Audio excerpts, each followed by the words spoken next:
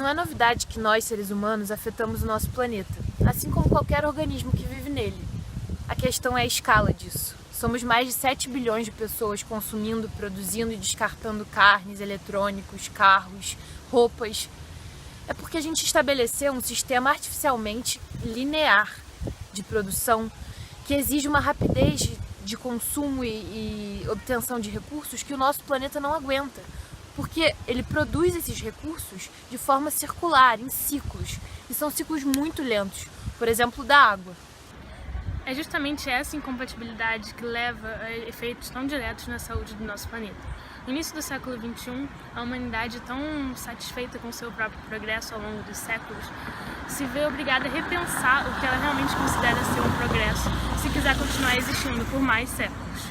Cientistas do mundo todo concordam que as mudanças ambientais que a gente experimenta hoje já afetam a nossa vida, foram causadas por nossa imprudência no uso de combustíveis fósseis, como petróleo e carvão, e a contínua queima desses, que liberam gases de efeito estufa na nossa atmosfera, levando ao aquecimento do planeta. As mudanças climáticas também envolvem o aumento na frequência e intensidade de eventos climáticos extremos, como furacões, nevascas, ondas de calor e inundações, que ameaçam seriamente ilhas e cidades litorâneas. E como consequência, a biodiversidade desses lugares sofre com isso, porque elas não estão adaptadas a esse tipo de mudança. Como comentado, as mudanças climáticas que estamos causando no nosso planeta deverão alterar significativamente o padrão de chuvas ao qual estamos acostumados.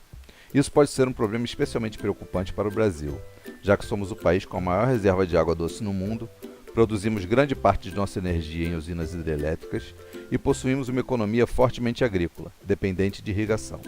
Além disso, o país já enfrentou dificuldades relacionadas ao esvaziamento de reservatórios de água para consumo em anos recentes.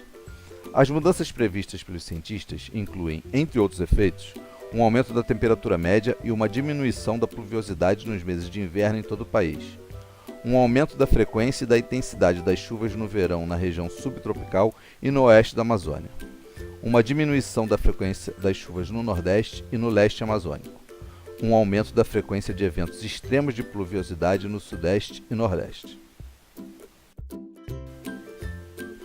Não é difícil entender que ecossistemas aquáticos rasos serão muito afetados por essas mudanças na distribuição das chuvas, o que comprometerá sua biodiversidade e os serviços que prestam à humanidade. A investigação dos efeitos dessas mudanças nos ecossistemas aquáticos são de grande interesse para uma ciência chamada limnologia. A limnologia, do grego logos, estudo, limne, lagos, é uma ciência multidisciplinar que estuda as águas continentais, como lagos, lagunas, rios e açudes. Um limnólogo interessado em investigar os efeitos das mudanças climáticas sobre ecossistemas aquáticos poderia simplesmente esperar que eles ocorressem, realizar observações e publicar suas conclusões. Esse tipo de abordagem demanda muito tempo e não será muito útil se queremos encontrar formas de reduzir os danos causados por essas mudanças. Nesse caso, é preciso encontrar uma forma de prever os danos para que possamos agir antes que eles aconteçam. A valiosa capacidade de previsão da ciência advém da execução de experimentos. Podemos simular artificialmente as mudanças ambientais previstas e observar os seus efeitos. Em um lago, por exemplo, poderíamos imitar um aumento das chuvas adicionando milhares de baldes de água a ele ou simular uma seca ao cobri-lo com uma lona bem grande. Mas essas são ideias nem um pouco práticas. Ao se depararem com esse tipo de desafio, os cientistas preferem procurar e trabalhar com algum tipo de ecossistema modelo.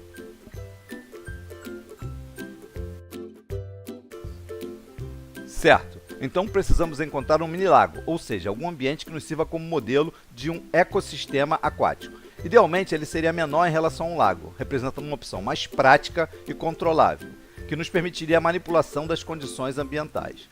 Além disso, deve ser uma opção econômica, uma vez que devemos repetir várias vezes cada experimento para obter conclusões confiáveis.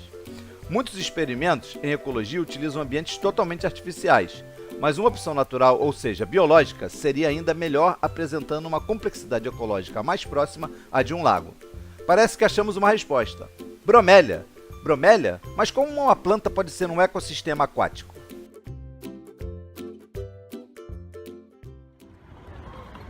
Bom, isso se deve ao formato das bromélias.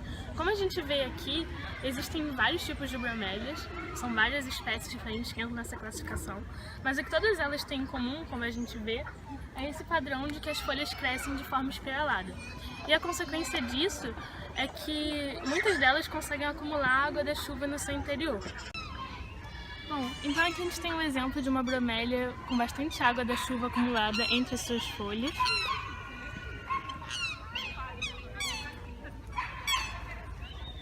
Esse tipo de bromélia que é capaz de acumular tanta água entre as folhas é chamado de bromélia tanque. A gente entende por quê, né? As bromélias tanque, elas são nativas das Américas Central e do Sul e elas estão amplamente distribuídas em florestas e restingas dessa região, mas também são encontradas em parques e jardins urbanos como esse. Então é provável que você já tenha visto uma, mas não tenha prestado atenção na presença de água. O que a bromélia tem de diferente para que ela possa de fato ser considerada um ecossistema e usada como modelo em ecologia? Uma bromélia tanque pode ser considerada um ecossistema, pois nela habita uma grande variedade de formas de vida, de micro-organismos a animais, como pererecas e larvas de inseto. Desta forma, as bromélias tanque representam um pequeno mundo, onde os mesmos processos ecológicos que podemos observar em lagos e lagoas podem ser estudados em uma escala reduzida. A primeira fonte de alimento no ecossistema da bromélia são as folhas e outros restos vegetais que se acumulam no fundo do copo. A partir da decomposição pelas bactérias e fungos, esses detritos liberam nutrientes que alimentam as algas. Protozoários também se alimentam dos detritos. Todos os 4 são micro-organismos, os seres mais abundantes da Terra. Há também larvas de inseto, pois apesar de grande parte dos insetos quando adultos serem terrestres e voadores, muitos têm uma infância aquática, antes que passem por metamorfose e formem suas asas. A água da bromélia serve então como berçário para uma vasta gama de insetos que nela depositam seus ovos.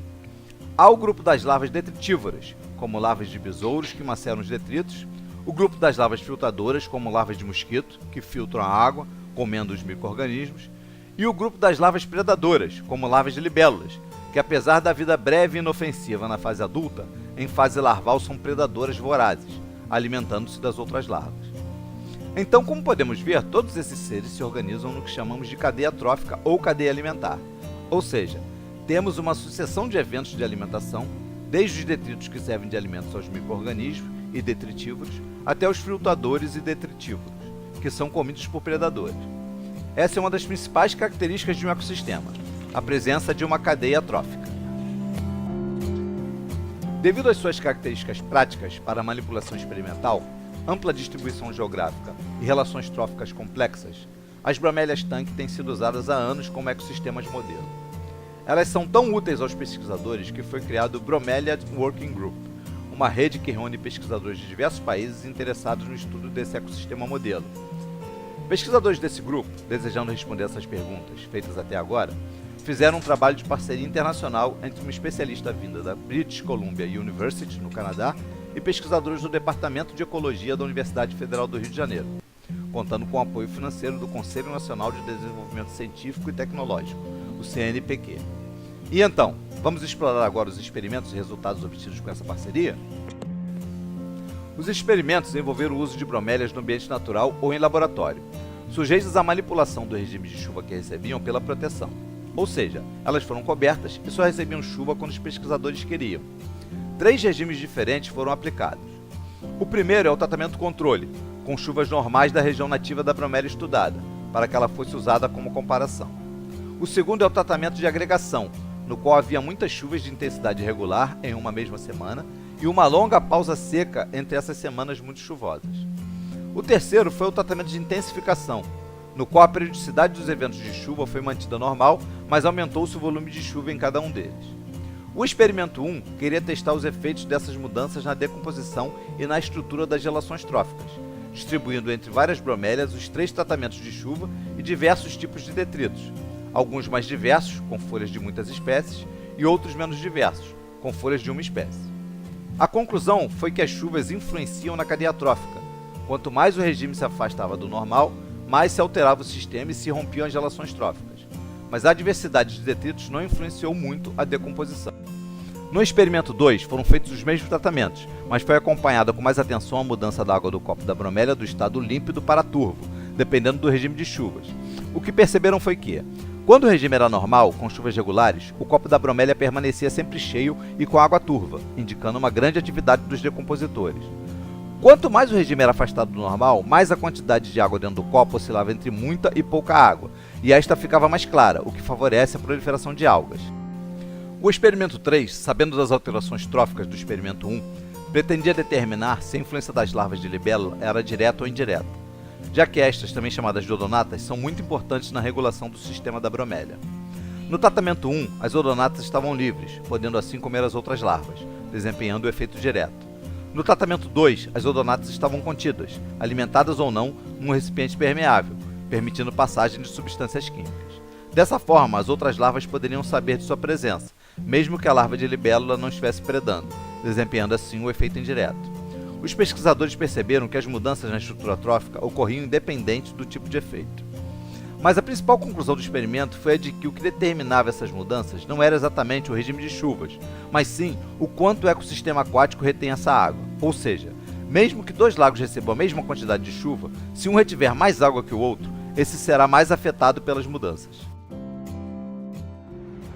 Então, os resultados desses experimentos comprovam a vulnerabilidade dos ecossistemas rasos diante das mudanças climáticas. O regime de chuvas é sim capaz de alterar aspectos importantes para o equilíbrio dos ecossistemas, como as dinâmicas tróficas e o volume e a turbidez da água. E projetos como esse demonstram que a ciência é uma ferramenta essencial para a gente prever as consequências das ações humanas em relação ao planeta. E, além disso, ela ajuda a desenvolver estratégias para a conservação e manutenção de ecossistemas ameaçados ou que ainda estão em equilíbrio.